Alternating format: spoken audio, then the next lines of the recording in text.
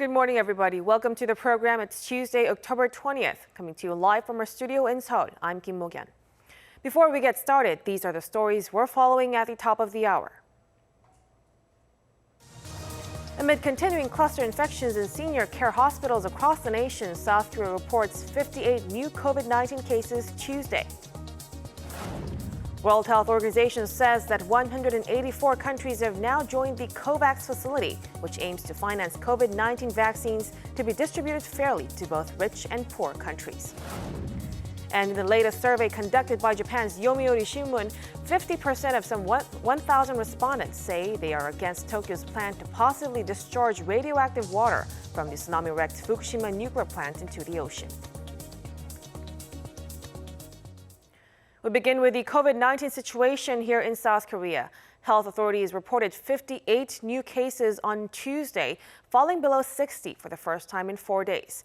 Though the figure dropped, authorities remain on high alert over cluster infections at long-term care hospitals, nursing homes, and call centers.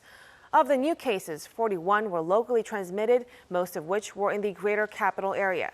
17 cases were from overseas, and the total number of cases now stands at over 25,300.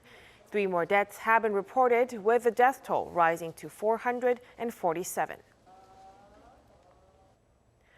184 countries have joined the COVAX facility, an initiative aiming to finance COVID-19 vaccines for fair distribution to both rich and poor countries. According to the WHO Director General Tedros Adhanom Ghebreyesus on Monday, evenly administering vaccines is the fastest way to safeguard high-risk communities, stabilize health systems, and drive a truly global economic recovery.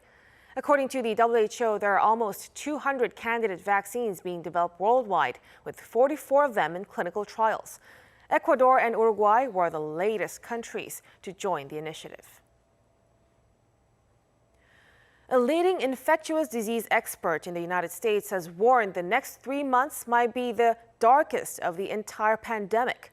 He also predicts a meaningful vaccine won't be available until the latter half of 2021. Our Lee Seung-jae reports. The next 6 to 12 weeks in the U.S. may be one of the most critical periods in the fight against COVID-19. This, according to Michael Osterholm, Director of the Center for Infectious Disease Research and Policy at the University of Minnesota. Speaking to NBC's Meet the Press over the weekend, the infectious disease expert said the next 3 months will be the darkest of the entire pandemic, noting that despite some progress, vaccines will not become available in any meaningful way until early to the third quarter of next year. Osterholm added that even with the vaccine, half of the U.S. population is skeptical of even taking it. He says the biggest problem is in messaging, as Americans don't know what information to believe. He called for the need to get a message to the public that reflects the science and reflects reality. The expert also cited too many different voices in the U.S. public health response, calling for the need for one voice. Osterholm is one of many health experts who have warned the COVID-19 pandemic would worsen in the fall and winter months. According to data from Johns Hopkins University, the U.S. has seen more than 8.1 million cases and at least 219,000 deaths. Lee Seung-jae, Arirang News. South Korean chipmaker SK Hynix is acquiring Intel's memory chip unit for about $9 billion. SK Hynix said on Tuesday that through the acquisition, it aims to gain a competitive edge in the NAND memory chip market. The Intel unit makes NAND flash memory products primarily used in devices such as hard drives, thumb drives, and cameras. Intel has been looking to get out of the business due largely to sagging prices for flash memory chips. The final takeover is expected to be completed by 2025. With media reports, the Japanese government could possibly release radioactive water from the crippled Fukushima nuclear power plant. A new survey shows half of the country's citizens are against the idea. Our Kim Hyo-sun has the details. It's not only the world, but also the people of Japan who are against Tokyo's plan to possibly discharge radioactive water from the tsunami-wrecked Fukushima nuclear plant into the ocean.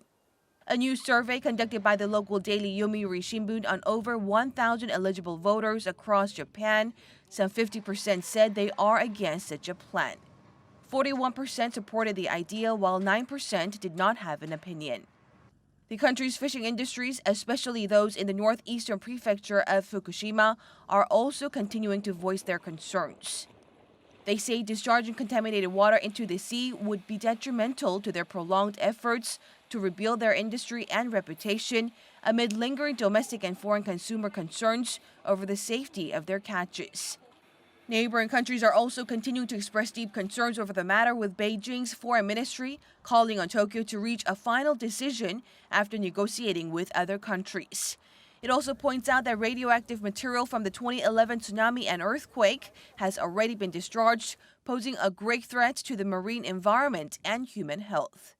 South Korea has also repeatedly voiced concerns, adding it will closely monitor developments and take appropriate measures with the global community.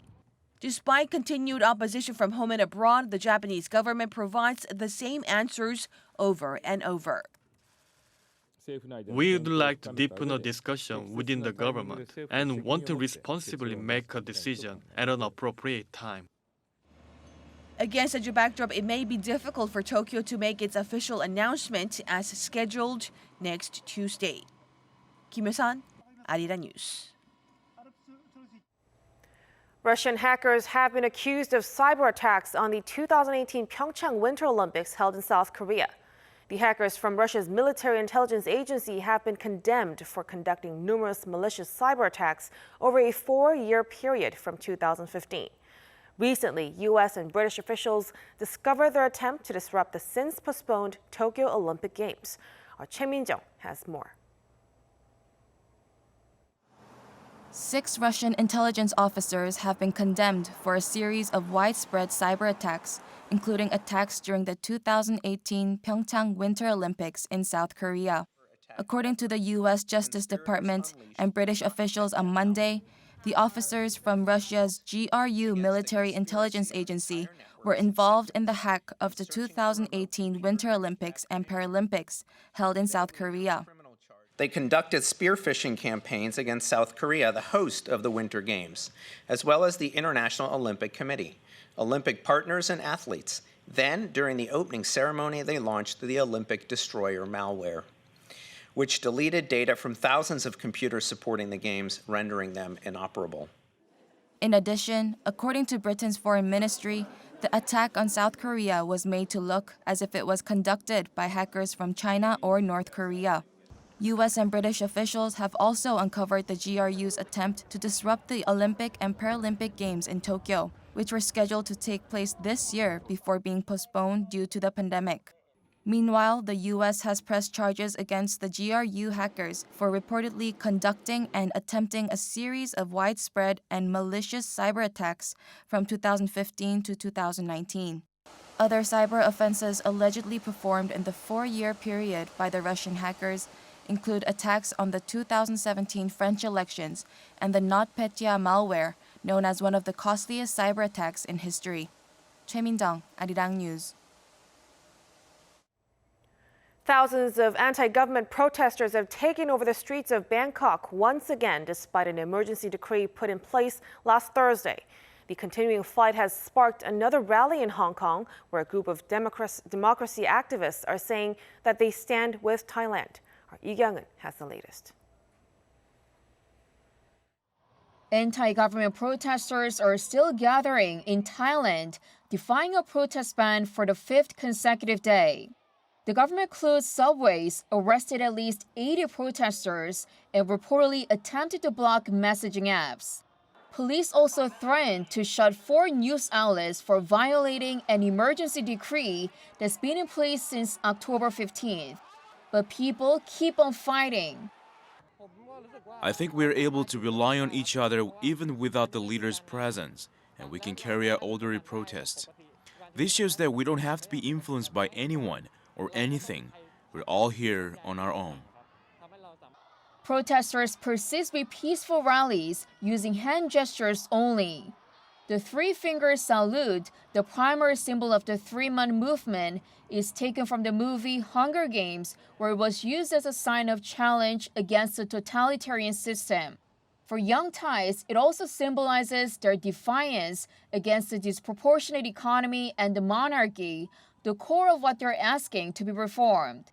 They're calling for the end of the military rule through the resignation of Prime Minister Prayut Chan-o-cha, who came to power after a coup in 2014.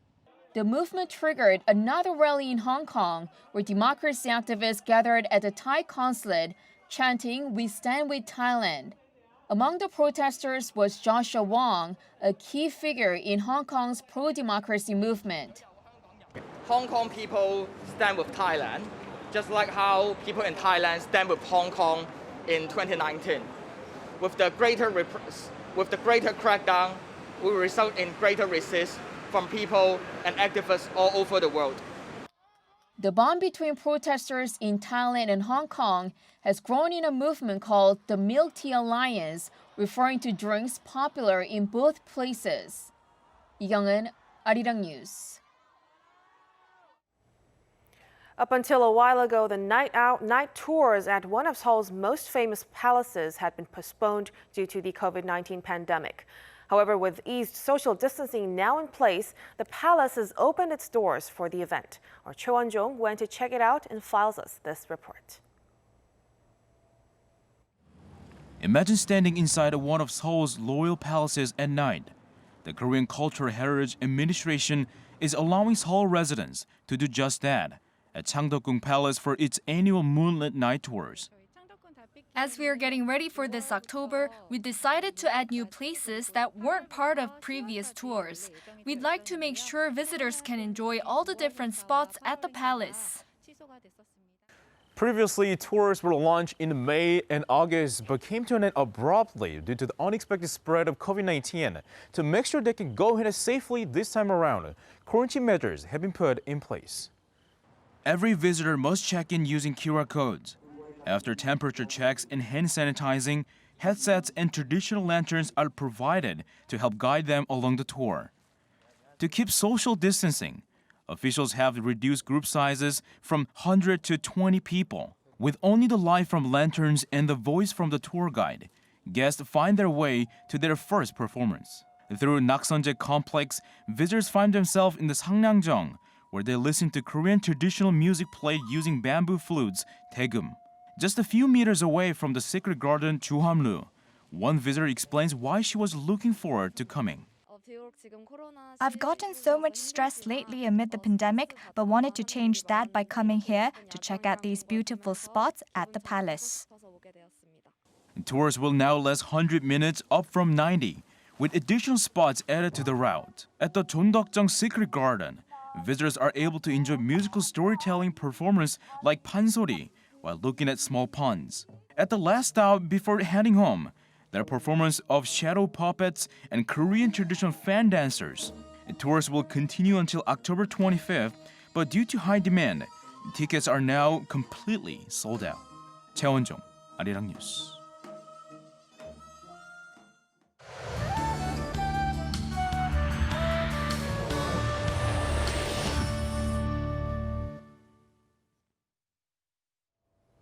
Good morning. Fine dust that coated the west has gotten worse. In fact, here in Seoul, we have been dust-free for last 110 days, but it got dusty again.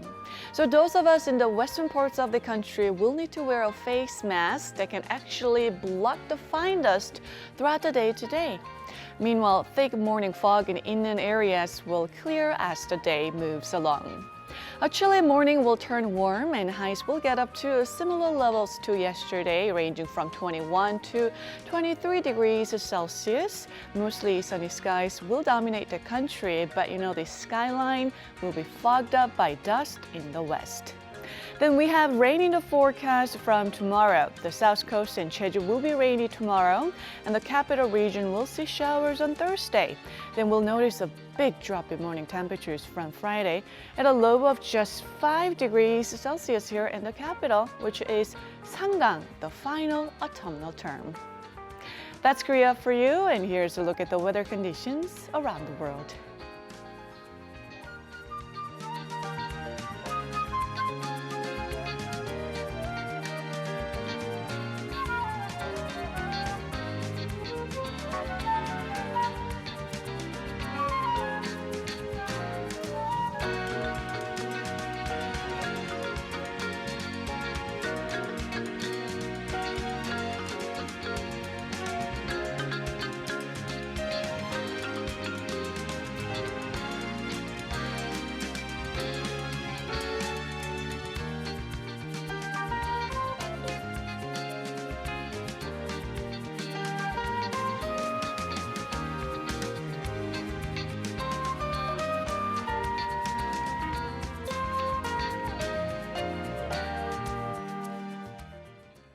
That's a wrap for us at the hour on Arirang News. We'll be back with more of the day's headlines at noon Korea time, so stay tuned.